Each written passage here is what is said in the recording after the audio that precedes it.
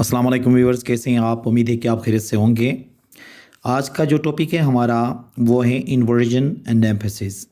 ये English grammar का बहुत ही इम्पोर्टेंट टॉपिक है। आज के इस लेक्चर में इसको हम तफसीलन डिस्कस कर लेंगे कि इन्वर्जन्स क्या होते हैं और एम्फेसिस क्या होते हैं, इनके आपस में क्या रिश्ता है, ये सारा आज के इस लेक्चर के अंदर हम डिस्कस कर लेते हैं। तो आइए शुरू कर लेते हैं। सबसे पहले हम इन्वर्जन क्या होता है ये समझने की कोशिश कर लेंगे। देखें, व्हाट इज़ इन्वर्जन। अब इसकी डेफिनेशन ऐसी है कि inversion happens when the usual word order is reverse, typically placing the verb before the subject. अब इन्वर्जन उस वक्त होता है जब जो टिपिकल जो हमारा एक सेंटेंस का जो स्ट्रक्चर है उसको चेंज करना होता है। जैसे कि सेंटेंस की जो स्ट्रक्चर के अंदर अक्सर सब्जेक्ट के बाद क्या आता है, वर्ब आता है, लेकिन ये जब वर्ब पहले और सब्जेक्ट जब बाद में आ जाता है तो उसको हम क्या कहते हैं, इन्वर्जन कहते हैं। मतलब वर्ब क्या करते हैं हम सब्जेक्ट से पहले हम इस्तेमाल कर लेते हैं, तो इसको हम इन्वर्जन कहते हैं। अब देखें इन्वर्जन कहाँ यूज़ होते हैं। Where is inversion used. ये हमेशा इस्तेमाल होंगे किसके अंदर, सवाल के अंदर भी इस्तेमाल होंगे। और दूसरा ये नेगेटिव एडवर्बियल फॉर एम्फेसिस, मतलब किसी चीज़ को इम्पोर्टेंट बनाने के लिए ये नेगेटिव एडवर्बियल्स के साथ भी हम इस्तेमाल कर सकते हैं, उनसे भी बना सकते हैं। मतलब दो तरीकों के होंगे, ये क्वेश्चन भी हो सकते हैं और ये अफर्मेटिव भी हो सकते हैं, लेकिन उसमें क्या होगा कि यहाँ पे नेगेटिव एडवर्बियल्स का इस्तेमाल होता है। अब देखते हैं कि इन्वर्जन क्वेश्चन में कैसे होता है, कि इन्वर्जन के सवाल में कैसे होगा।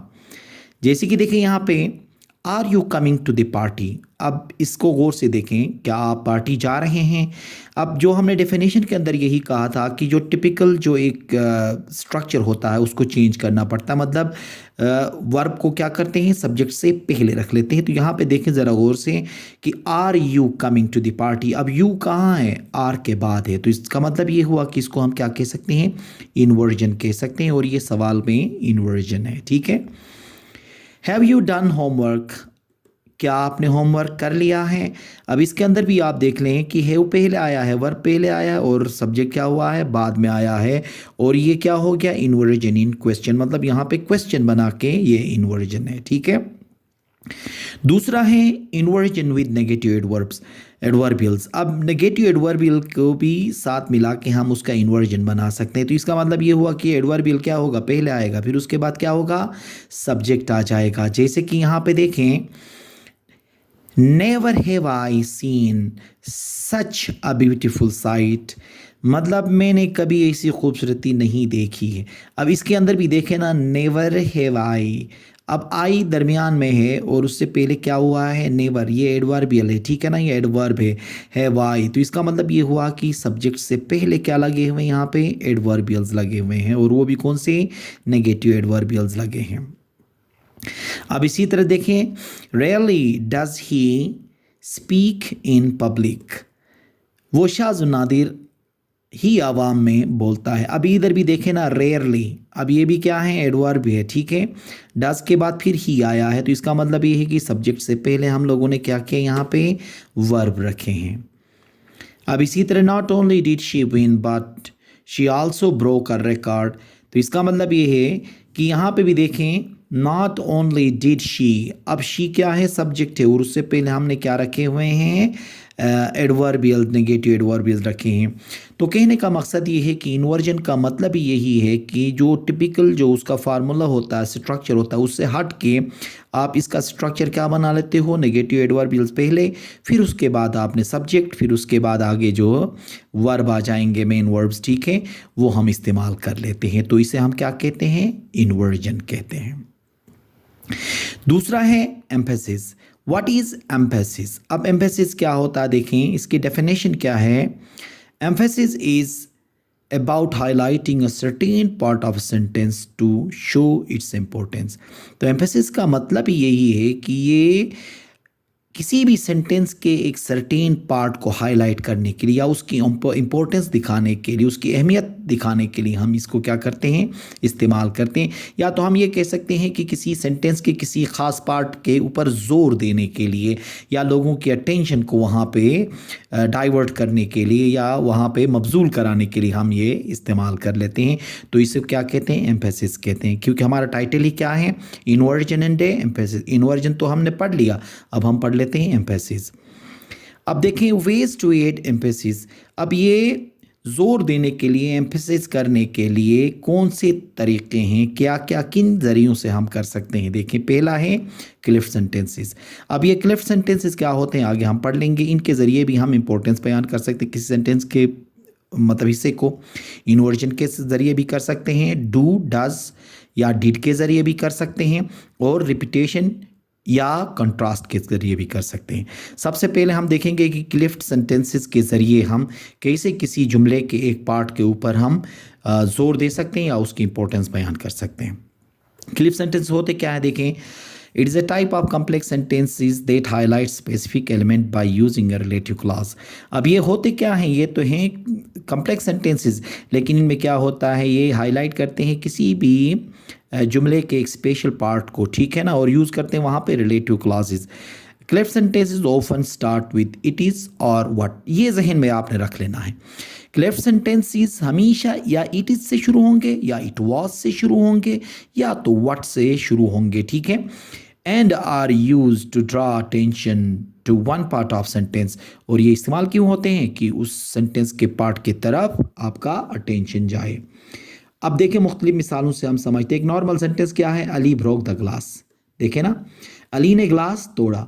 अब इसमें कोई हमें ज़ोर भी नहीं है किसी चीज़ पे या इंपॉर्टेंस का इतना ज़्यादा पता भी नहीं चलता। अब इसको हम चेंज करेंगे किसके अंदर, क्लिफ्ट में। It was Ali who broke the glass. अब क्या हो गया, देखें अली ही था जिसने ग्लास तोड़ा। तो इसका मतलब ये हुआ कि क्लिफ्ट सेंटेंस में ऊपर वाले को जब हमने चेंज किया तो ये किस पे जोर दिया, अली पे ही जोर दिया है कि उस बंदे ने क्या किया है, ग्लास तोड़ा है। अब इसी तरह देखें, आई नीड रेस्ट, मुझे आराम की ज़रूरत है। नॉर्मल सा एक सेंटेंस है, अगर इसको मैं क्लिफ्ट में चेंज कर लूँ तो क्या होगा, देखें, what I need is rest. जो मुझे चाहिए वो क्या चाहिए, आराम चाहिए। मुझे जिस चीज़ की ज़रूरत है वो आराम है। अब देखें ना, पैगाम को चेंज करके बताने के दो तरीके हैं। एक नॉर्मल था, उसको हमने क्लिफ्ट बनाया तो क्या हो गया, उसके अंदर एम्फसाइज पैदा हो गया, उसके अंदर जोर पैदा हो गया, इंपॉर्टेंस उसकी ज़्यादा हो गई। ये था क्लिफ्ट सेंटेंसेस के ज़रिए हम एम्फसाइज या एम्फसाइज कैसे कर सकते हैं किसी चीज़ के ऊपर। अब इन्वर्जन भी इस्तेमाल होता है किसी चीज़ के ऊपर जोर देने के लिए। अब इन्वर्जन जैसे पहले हमने पढ़ लिया है, little did they know what was coming. इन्हें बिल्कुल भी इल्म नहीं था कि क्या होने वाला है। अब इसमें भी देखा ना, ये इन्वर्जन है। दे से पहले क्या इस्तेमाल किया है, लिटल डिड का इस्तेमाल किया है। अब इसी तरह से देखें, only after the storm pass did we go outside. अब इसके अंदर भी देखें, सिर्फ तूफ़ान गुजरने के बाद ही हम बाहर गए। तो यहाँ पे भी देखें ना, ओनली आफ्टर द स्टॉर्म। अब स्टॉर्म दरमियान में है, उससे पहले क्या है, आपका एडवर्बियल्स लगे हैं या वर्ब लगे हैं। तो इसका मतलब ये हुआ कि ये भी क्या है, इन्वर्जन है।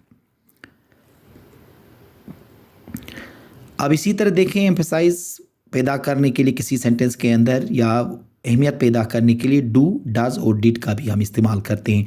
और ये तो पहले आप लोगों ने तो पढ़ा होगा कि ये नेगेटिव के लिए तो इस्तेमाल होते हैं हेल्पिंग वर्ब के तौर पे, लेकिन जब ये पॉजिटिव के अंदर इस्तेमाल होते हैं तो ये उसके अंदर एक पावर पैदा करते हैं जिसको हम एम्फेटिक डू डज डिड भी कह सकते हैं।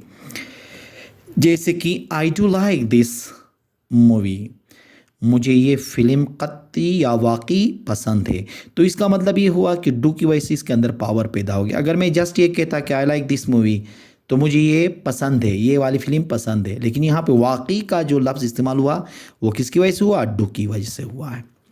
She did call you yesterday, उसने कल वाकई फ़ोन किया था। तो इसका मतलब है कि आपको उसने वाकई फ़ोन किया था, तो वाकई ये क्यों लगा, क्योंकि ये डिड की वजह से लगा है, इसके ऊपर ज़ोर लगा है, ठीक है ना, अहमियत बयान की गई है। अगर ये डिड नहीं लगता तो सीधा सीधा क्या होता, उसने कल फ़ोन किया था होता, लेकिन वाकई होने की वजह से उसके अंदर एक एम्फेसाइज, इसके ऊपर एम्फेसाइज हुआ है। तो क्या हमने सीखा कि डू, डज, डिड भी हम क्या करते हैं, एम्फेसाइज के लिए इस्तेमाल करते हैं। अब रिपीटेशन एंड कंट्रास्ट के ज़रिए भी हम किसी चीज़ के अंदर पावर या किसी सेंटेंस के अंदर उस पार्ट की हम इम्पोर्टेंस बयान कर सकते हैं।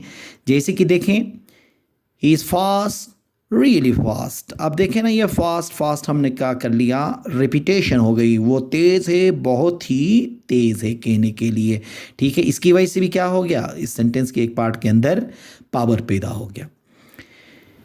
She is not just a singer, she is a performer. अब यहाँ पे कंट्रास्ट देखें, एक सिंगर भी है, ऊपर से परफॉर्मर भी है, तो कंट्रास्ट पैदा करके भी हम चीज़ों को क्या कर सकते हैं, उसके ऊपर ज़ोर या उसके अंदर अहमियत पैदा कर सकते हैं।